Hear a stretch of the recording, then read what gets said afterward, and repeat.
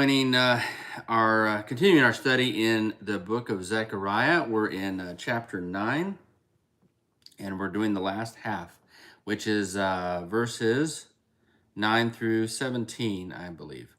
So this is a prophetic passage that is even referenced in the New Testament. Matthew, so we're going to see the prophecy about the triumphal entry in this passage in Zechariah. For those who are joining us, who haven't seen the previous chapters, I'm going to adjust the camera a little bit here. I think it's a little bit low. Sorry. Well, that'll have to do. Okay, so Zechariah, the book of Zechariah, as we've been saying, is all about the establishment of God's house, the establishment of his temple. He's called Zechariah after the Jews are returning from Babylon out of exile to be one of the two prophets, the two witnesses, Haggai and Zechariah, who would preach and call the people to get busy with the construction of God's house. We've seen many visions in relation to this, where Jesus was teaching and emphasizing different things and different roles people would have. We've seen how these are even applying to us today, how there's a vision, especially in chapter 5 and elsewhere, that is referring to the false church as being built in the United States, which I just saw another news item on that I'm going to have to really research and do a study on. But apparently the Rockefeller Foundation is funding a Bible study called After Party, and they're marketing it and pushing it to the churches. So after party referring to after Democrat, after Republican, like let's forget parties, let's just be Christians. I'm wondering why would the Rockefeller Foundation suddenly have an interest in managing how we study the Bible? Could it be that they're frustrated by the Bible and Bible-believing Christians, and they're understanding that they have to manipulate and deceive around the Bible in order to affect the changes that they want? You know, you would think that it would be obvious to us what they're doing, but I bet a lot of churches will do it. Anyways, as we're in Zechariah, this passage is not only prophetic about Jesus entering Jerusalem, but it has to do with the millennial kingdom and the battle of Armageddon as well. So let's jump in. Verse 9 is about the coming king. And this is, the first part of this is about the first coming of Jesus. And as this flows into the other verses, you can see why the Pharisees and others were confused, why they were confused as to the two comings. There were many Jews and many rabbis who understood there was two comings, but you can see in this passage why they might be confused is about the two comings. Because God sometimes puts a break in prophecies that we're not realizing is there. It says, "Rejoice greatly, O daughter of Zion. Shout, O daughter of Jerusalem. Behold, your king is coming to you. He is just and having salvation, lowly and riding on a donkey, a colt, the foal of a donkey."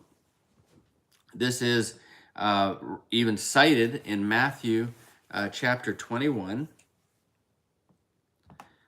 where Zechariah is quoted. It says in Matthew 21, "Now when they drew near to Jerusalem and came to Bethphage at the Mount of Olives," so he rode into Jerusalem from the Mount of Olives, "then Jesus sent two disciples, saying to them, 'Go into the village opposite you, and immediately you will find a donkey tied and a colt with her.'"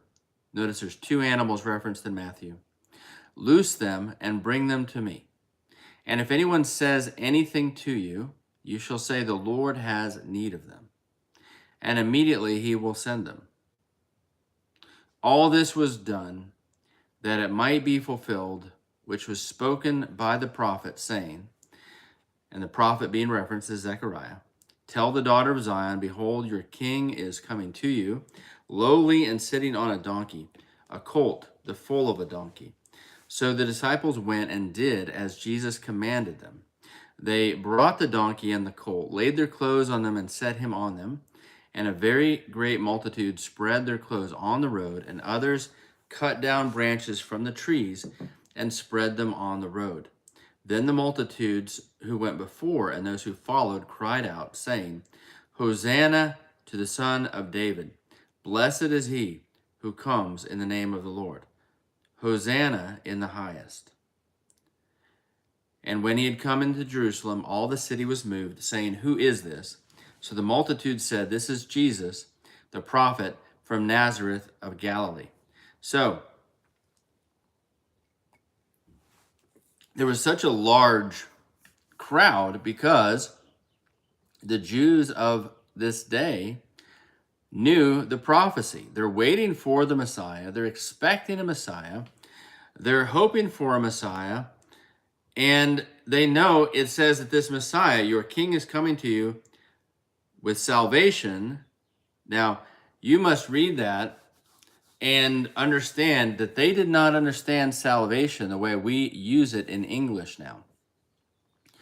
To be saved was to be delivered from something, and they had no concept of being delivered from our own sinful natures, from sin, from the enemy, from rebellion against God, being delivered from this war that we have declared on God through our behavior and choices and thoughts and hearts.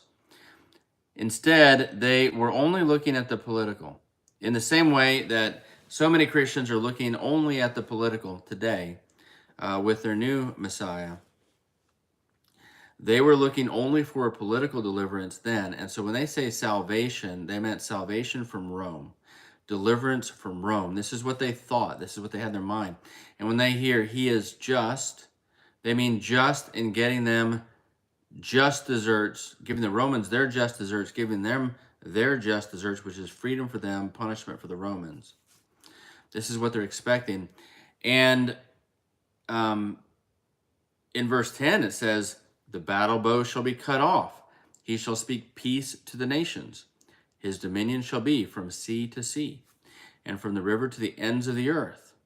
So there's lots of language here, even referring to the Battle of Armageddon, which is part of the second coming. So you can see why they thought this was all one thing. When he comes on a donkey, he's going to conquer Rome, save us, deliver us from Rome, and then rule forever. And we're going to be the top dogs. We're going to be the nation that rules all the other nations. Nobody's going to oppress us anymore. Never wondering who would keep them from oppressing other nations once that happened. So, when Jesus rides in on a donkey after doing all these miracles, in fact, Jesus had done all 4 miracles of the Messiah. There were 4 miracles that the rabbis of Jesus' day said only the Messiah would do. That only the Messiah could do these 4, that the Old Testament prophets had done many miracles, but that no Old Testament prophet had ever healed a blind man, never healed a leper, never healed a deaf mute who was possessed by an evil spirit, and had never raised someone from the dead after they'd been dead for 4 days. Okay, on the 4th day. The reason being, Elijah, I believe, did raise somebody. There were some other resurrections or resuscitations in the Old Testament, but never had somebody been in the grave for a full 3 days. And why is that significant? Because if you are locked in a tomb for 3 days with a stone in front of it, nobody's giving you water. There's no water in there. There's no way to survive it, right? And if you're wrapped up in bandages, etc., someone can't even leave a cup of water in there for you to kind of sneak while you're waiting for the miracle to happen. So if a dead person is in the grave for more than 3 days, even if they'd accidentally been in a coma or just knocked out, whatever you want to imagine, after 3 days with no water, they would be dead. They would have actually died. So the 4th day was like absolute fulfillment. And Jesus he obviously did all those. And when he would do those miracles, that's when he would tell people, don't go tell everybody what I just did. Of course, in a way, he knew what they were going to do, but he was well aware those were messianic miracles. And so he didn't want to be doing those as like a show.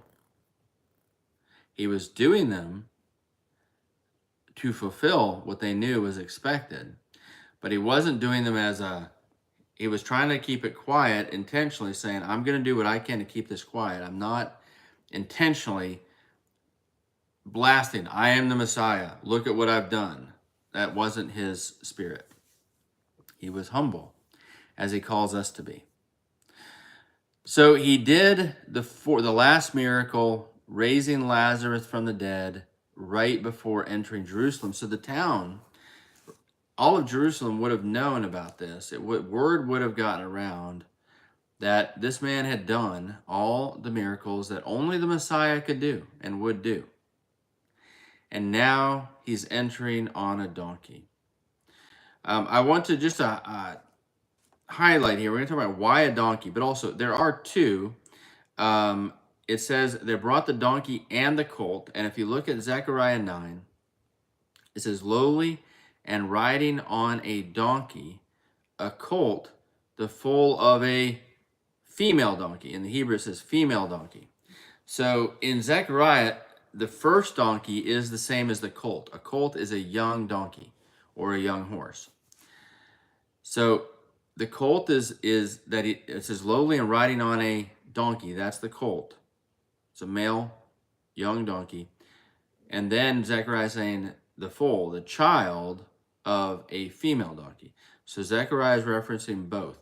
Matthew, Luke, and John seem to only reference the colt, that he rides one. Sometimes critics or skeptics point at this as some kind of inconsistency in Scripture, as if one is saying there was a donkey and a colt that he rode, the other is just saying a colt, and somehow this is a discrepancy. That's actually evidence of differing witnesses. Okay, if you said, hey, I went to work yesterday and Tom was there, and someone else says, yeah, I went to work yesterday and Tom was there, and a third person says, yeah, I went to work and Tom was there, and then a fourth witness says, yeah, I went to work and Becky and Tom were there. Well, just because they mentioned Becky as well as Tom doesn't mean that there's some kind of discrepancy between the four of them. It just means that one of them was being more detailed. The others were just focused on Tom. Okay, so that's all that means. Now, why was the female donkey brought along? Because this is a colt and it had never been ridden before. And that's also important. So Jesus rode on the colt. He rode on the young donkey. And most likely the female donkey was brought along in order to keep the colt pacified, because it had never been ridden before. Of course, he could have done that miraculously, as we see a miracle like that involving some oxen in the Old Testament in Samuel. But I think it's also for carrying, like it says, they laid their clothes on them. The disciples laid their clothes on them. It means they laid their baggage on them. Really, I think what's happening here is the older donkey is carrying the bags of the disciples, the clothing, their knapsacks, whatever else. They probably had them in little sacks with rope and just draped it over the back donkey. And Jesus is riding on the front donkey, the colt in the front. And there probably some of the clothes were set on the colt as a saddle of sorts for him to sit on, like a blanket. And it says the very great multitude spread their clothes on the road as well for him to walk on, as well as the palm branches. And why palm branches and the clothes being laid down? Well, clothes represent our works, right? Our works. And palm branches, leaves on a tree represent maturity and our influence. So really our works as well, our fruit, so to speak. So this is very similar to the image of us arriving in heaven, and the crowns or the rewards that he would give us, we throw at Jesus' feet, it says, because without him, we couldn't have done anything. He not only provided the power, the atonement to allow us to be in heaven to receive those rewards, But he empowered us through the Holy Spirit to overcome, and he empowered us to do those works through the Spirit. There's really none of it that is of us. It's all him. So that's why they're figuratively laying down their works for him to tread on. Now, why a donkey instead of a horse? Well, conquering king. So kings entering a city. If a king is entering a city, in the ancient world, he would come in two ways. He would come in either on a donkey or on a horse. If he came on a horse, it meant he was conquering. He was coming in as a conquering king. He was asserting dominance. Okay, if he came in on a donkey, then it meant that he was coming peacefully. He was coming with a peaceful message. So, that should have been a clue. And the colt, the reason it's a colt that had never been ridden before is because Jesus is not borrowing somebody else's donkey. He's not riding upon an animal that someone else has ridden before. This is a brand new initiative. He's not following in someone else's footsteps. That's why that detail mattered. This should have been a clue, though, to them that he wasn't about to conquer Rome. Because it says he's riding in on a donkey as an effort of peace, and the same breath it's talking about salvation. I mean, I'm coming peacefully to save you. They did not understand save from what. They're kind of skipping that mentally and just jumping to this imagery of him coming with tornadoes and destroying the enemy and all this, which he will do that. They missed it.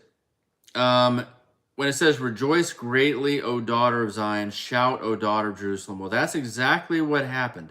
These people singing, shouting, Hosanna to the Son of David. Hosanna in the highest. Blessed is he who comes in the name of the Lord. That prophecy was fulfilled. They did it. The daughter, when it's used singularly, it's referring to the people. Okay. So the daughter of Zion is the men and women of Jerusalem, of Judah, on that mountain. And that was literally fulfilled. But now we have a clear break that they kind of missed, because in verse 10, it says, I will cut off the chariot from Ephraim and the horse from Jerusalem. The battle bow shall be cut off. So the very first thing he says he's going to do is cut off the weapons of war of Israel. So how would you, if you're reading this, if you understand this prophecy carefully, how could you jump from he's saving us justly from Rome by conquering, when he says he's going to cut off the armies of Israel? He's going to shut the armies of Israel down. And chariot, you should equate to tanks in this case. Ephraim is different from Judah, right? Ephraim is a term that's referring to the northern kingdom.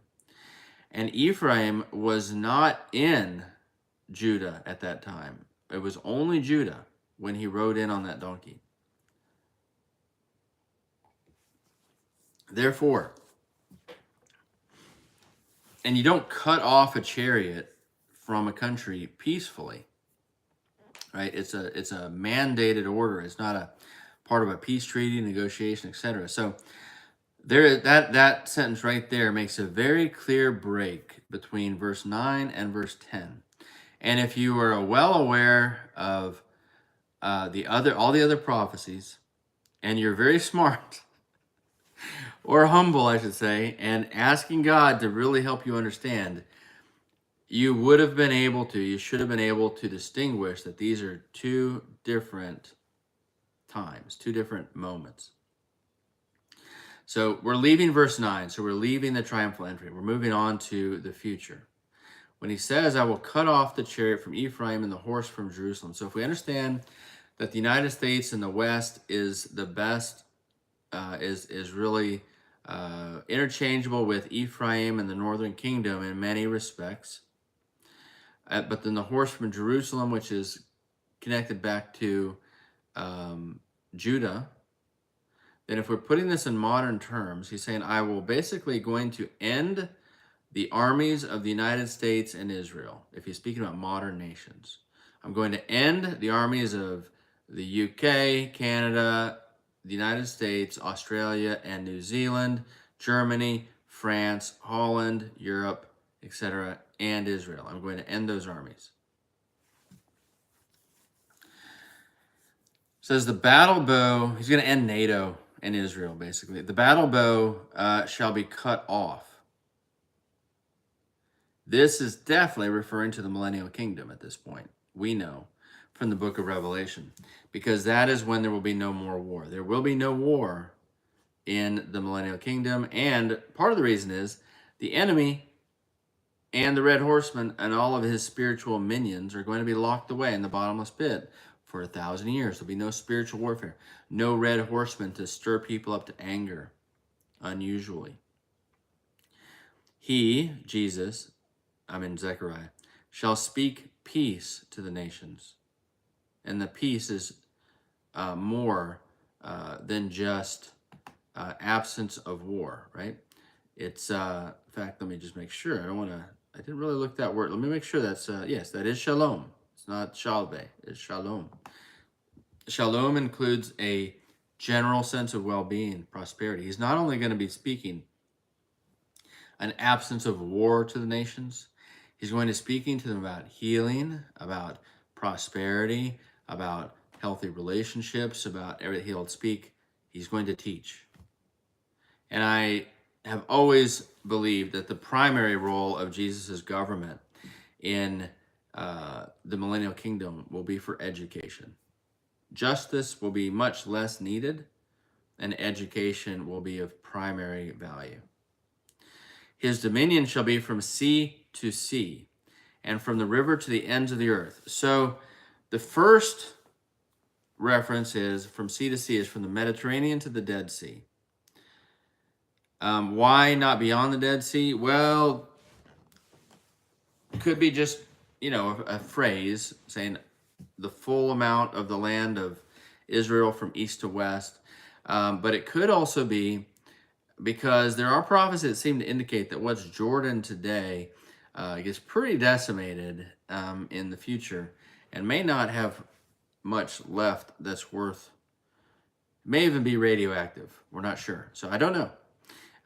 But it specifies is saying Mediterranean to the Dead Sea and from the river to the ends of the earth. So it says the river, that would be the Nile. So now it's going south to north. So from the Nile to the ends of the earth throughout Europe, Asia, etc. Dominion. So the nations means there will be different ethnic groups, but they will all be under his rule, his direct dominion and rule. He is, I don't believe the Antichrist is going to rule the entire earth as directly as Jesus does. I think he will still have, he has the confederation of 10 kings that are lending him their power, and he has to convince the kings of the east to come to the battle of Armageddon. So I don't believe the Antichrist, while he is global, has full dominion and authority as Jesus will. Only Jesus, I believe, has the right to inherit the whole earth. In verse 11, it says, as for you also, so who is you? Well, it's us. It's the people reading this. It's especially Judah. And as for you also, because of the blood of your covenant, I will set your prisoners free from the waterless pit. Return to the stronghold, you prisoners of hope. Even today I declare that I will restore double to you. Now, this is a unsolicited promise from God. He does that. He likes to make us promises of gifts that we don't deserve. Let's talk about what they would have understood, though. Again, they're thinking only physical deliverance. And when he says, because of the blood of your covenant, in Zechariah's day, they would have been thinking of the animal sacrifices and the old covenant.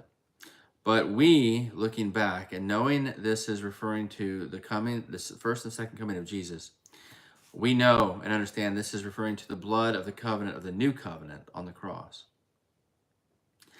Because of the blood of your covenant, I believe the new covenant, I will set your prisoners free from the waterless pit. And this is pit being figurative, okay, of this pit of sin you're lost in, and it has no water. And water is a symbol for God's power. You have no God's power in this pit to get out of it, to get out of sin, to get out of this hole you're in. And yet he will set you free, you prisoners who are in this pit, stuck in sin, because of the blood of your covenant. He says, return to the stronghold, meaning return to the fortress. Well, what does that mean? Well, what is a prisoner in this case? It's a prisoner of war. So it's like there's a spiritual war. You were in a fortress, protected at one point, and at one point the enemy got a hold of you. One, took you captive and put you in prisoner in a pit without God's power available to you to get you out. But because of the blood of the new covenant, you've been set free and allowed to return to the fortress of protection of God's power, where there is water. Now, this is a little confusing. It says, return to the stronghold, you prisoners of hope. Even today I declare that I will restore double to you. I'm sure there's many sermons that would be preached on this phrase, prisoners of hope, because it sounds very hopeful and it's poetic. I'm a prisoner of hope. Like hope has a hold of me and I can't, it won't let me go. That just doesn't feel like what hope does. Hope's really easy to let go of. I don't know. Actually, I'm optimistic. I do tend to hold on to hope, but a lot of people don't. I just look at the Hebrew and I don't see that. I am not an expert on Hebrew. I believe this is a place where English translators have made a guess. They've made an interpretation. That was they did the best they thought. I don't think it's saying you prisoners of hope. I think it's saying, because in the Hebrew, there's no word of that I can see. It just says, return to the stronghold, you prisoners, the hope also today I declare. That's how it reads. The hope also today I declare. So I think the actual translation is, return to the prisoner to the fortress, you prisoners. Those prisoners who were in the waterless pit, return to your protection. Return to the fortress where you're protected from the attack of the enemy, you prisoners.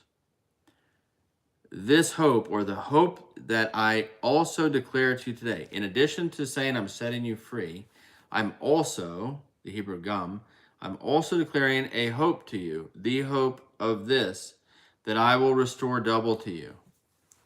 That's what I think it's just saying. I think it's a lot simpler than that. I'm sorry if I'm destroying sermons that people want to do on the concept of being a prisoner of hope. You can still do that sermon. That's okay. That's just what I see.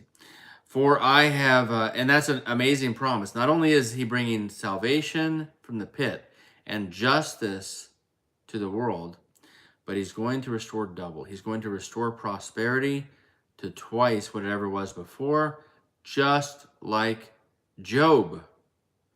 Meaning that much of what's happening to us and going to happen to us as we go through the tribulation before his arrival, he doesn't want us to be going through it. He's taking us through it for the same reason he took Job through that suffering.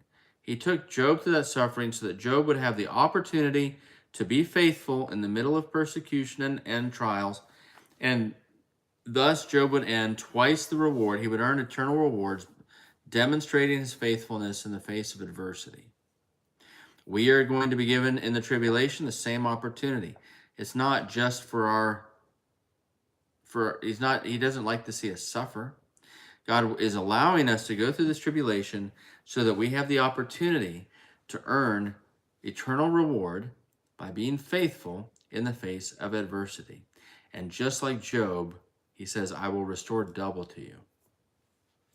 For I have bent Judah my bow, fitted the bow with Ephraim, and raised up your sons, O Zion, against your sons, O Greece, and made you like the sword of a mighty man. Now, this is a little hard to understand if he just said he's cutting off the chariot from Ephraim. But now he's saying, I'm actually bending Judah back like a bow, and I've put Ephraim as the arrows.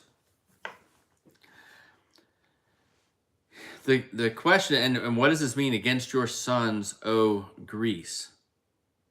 So the best understanding is this is Armageddon. This is the second coming of Jesus when he returns. And you can look at him using Judah and Ephraim as weapons in the spiritual war that's going to be fought. I think that's legitimate. But also we know that the saints return with Jesus to fight the battle of Armageddon. And so after that is when he cuts off the armies. Like after Jesus has conquered, he is going to conquer. And the conquering involves death. Armageddon has a lot of blood. Okay, a lot of death and terrible things. It says the blood is up to the horses' bridles for a long distance. But after that is when he cuts off the armies from Ephraim and Judah, and that's when he declares peace to the nations, and there's no more war, is after that. So, and how, but Greece, the word behind Greece, it doesn't say Greece, it says Yawan or Javan, which is part of the tribe of nations. In the table of nations in Genesis, you'll see the name spelled Javan. In the Hebrew, it's a little different. That's a kind of an English version of the Hebrew.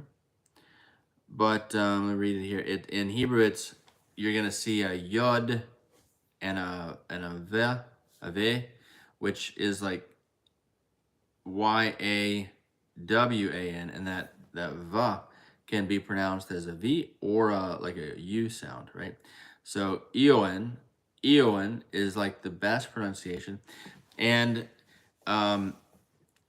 if you've ever seen the word ionic, IONIC, in relation to Greece or Ionia, that's where that comes from. So Greece is Ionia or Ion or Ionic, and the sons of Greece are basically throughout the Mediterranean, northern Mediterranean. Think of them as being even part of Turkey, Crete, Cyprus, all the way through Rome, southern Spain. The Hispanic blood is really very much connected to Greece, to Yawan, to Javan. Okay, that Javan was one of the sons of Japheth. There are other sons of Japheth. Many people interpret Japheth to be the ancestor of Europe. That's really not accurate, but he was the ancestor of Southern Europe, of the olive-skinned people groups that are very similar in culture to Greece. Okay, if you've ever seen My Big Fat Greek Wedding, which is a hilarious movie, I love that movie.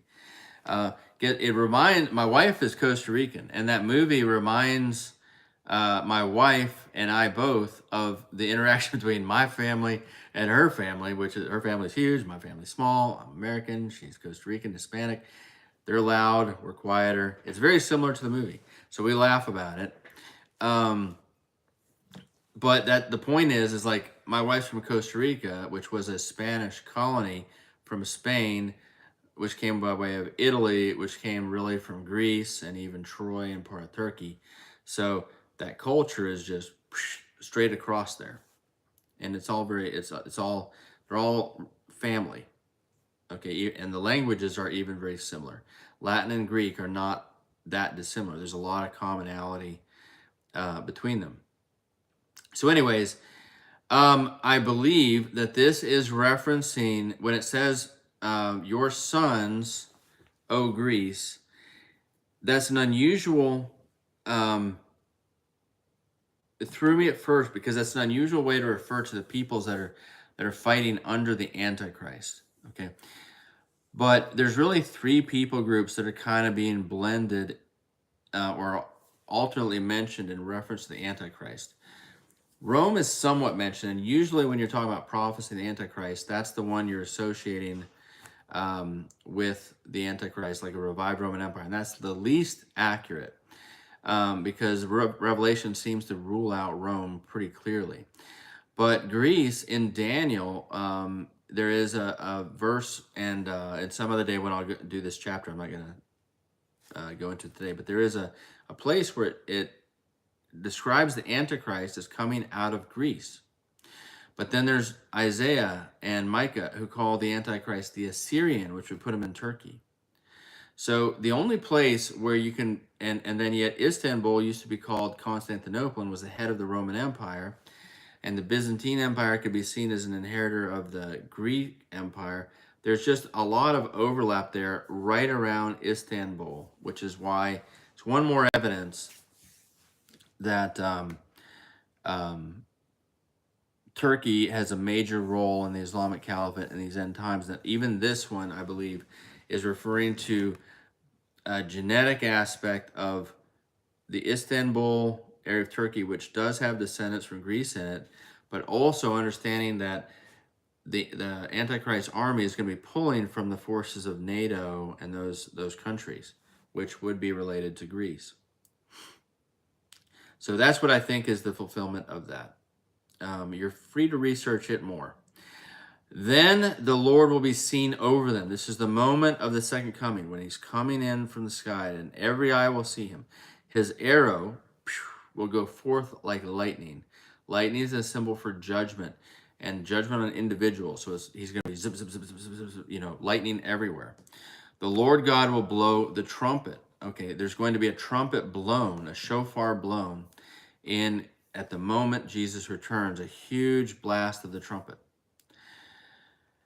And go with whirlwinds from the south. Now this confused me a little bit because I'm thinking, wait a second, Jesus returns to the Mount of Olives. So typically with Israel, the south is a reference to Egypt. And we have a prophecy in Isaiah 19 that says that Jesus goes down to Egypt. So he's coming from the north. So what is this about whirlwinds from the south? Well, first, the whirlwind is another symbol of judgment. Lightning is very individual. The whirlwind is more specific to a community or group. So if you're looking at a super weather pattern of judgment that would symbolize judgment on a battlefield, whirlwinds are the way to envision it. Okay. And it's also reminding us of the pillar of fire and the pillar of smoke. Those were really like tornadoes that God led Israel out of Egypt by leading them with this whirlwinds of fire and smoke. But in this case, what makes the most sense is the Battle of Armageddon. We know it's going to be fought in the Valley of Megiddo, in Israel, according to Scripture, which is north of Jerusalem. So if Jesus is returning to Jerusalem, which we see later in Zechariah, that's clear, and elsewhere, and even the book of Acts, we know he's returning to the Mount of Olives in Jerusalem. And if anybody tells you he's coming and he's arrived anywhere else, that's when Jesus said, if they set him in the wilderness, don't go. He will only return to the Mount of Olives. If you do not see the Mount of Olives, him returning to the Mount of Olives, and it's splitting in two, if you don't see that, that's not the real Jesus, even if they show you some video of it. Anyways, he returns to the Mount of Olives with his armies and goes up with his armies to the Valley of Megiddo from the south.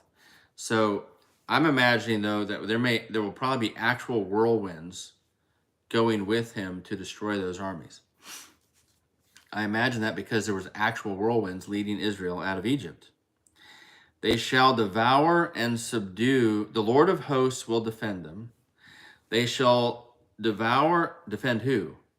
Judah and Ephraim. They shall devour and subdue with sling stones. They shall drink and roar as if with wine. They shall be filled with blood like basins. Okay, like the corners of the altar. So, um, this is a little bit of a tricky thing to understand, but what exactly are the sling stones? Well, it could be hail coming out of the tornadoes, but it could also be indicating that this is that the saints that Jesus is leading will also be fighting. There's reason to think that that's true. How would they fight? Well, with sling stones, it's like David and Goliath. It's a reference back to there's like many Davids now, many little Davids fighting against the Goliath of the Assyrian Antichrist and his global armies. And they're going to come with sling stones against tanks and guns and missiles and you name it, what else? And like David with Goliath, they're going to go down. And they shall drink and roar as it with wine. This is like they're going to be celebrating. I don't know if this, I don't think this is a reference to an actual drinking of wine or anything like that, because it says as if with wine. But there will be a lot of blood. The prophecy says in the Valley of Armageddon, the blood is as high as the horses' bridles. So it's going to, the valley is going to be filled like that. And they're going to be, the fighters, even the good ones, would probably be coated in it. Like the corners of the altar. Why is the altar being referenced? Because, you know, when animals would be sacrificed on God's altar, blood would collect in the corners. The corners are where the horns are. That's a reference to the leadership of the world being bloodied. And the four corners, 4 is the number of the world. But it's also a reference to the Battle of Armageddon is essentially a big, bear with me, an atoning sacrifice of swords.